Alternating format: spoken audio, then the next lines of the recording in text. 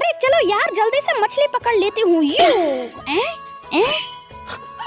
अबे रीना के बच्चे, तुमने मेरा पैन फाड़ दिया, अब तो तू गई। अरे बाप रे बाप, भागो। अबे आज मैं भी देखती हूँ तू भाग कर जाती है कहाँ। अरे दीदी मुझसे गलती हो गई, मुझे माफ कर दो। रुको। अरे दीदी मैं आपको कुछ अच्छा बनाकर खिला सकती हूँ। फिर तो ठीक है, तू आधे घंटे के अंदर कुछ अच्छा बनाकर ला, नहीं तो मैं तुझे छोड़ूंगी नहीं। अरे यार दीदी तो मुझसे बहुत गुस्सा हो गई है, आप जल्दी से उन्हें कुछ अच्छा बनाकर खिलाती हूँ, नहीं तो पक्का मुझे नहीं छोड़ूंगी। तो चलो यार अब मैं इस शंख वाले कीड़े को अच्छे से धो लेती हूँ, जिसके बाद चूल्हा जलाकर अच्छे से तड़का लगा लेती हूँ, लेकिन उसके लिए मिर्चियाँ काटनी पड़ेंगी। ये लो, इसके आगे का पार्ट देखने के लिए जल्दी से वीडियो को लाइक सब्सक्राइब कर दो।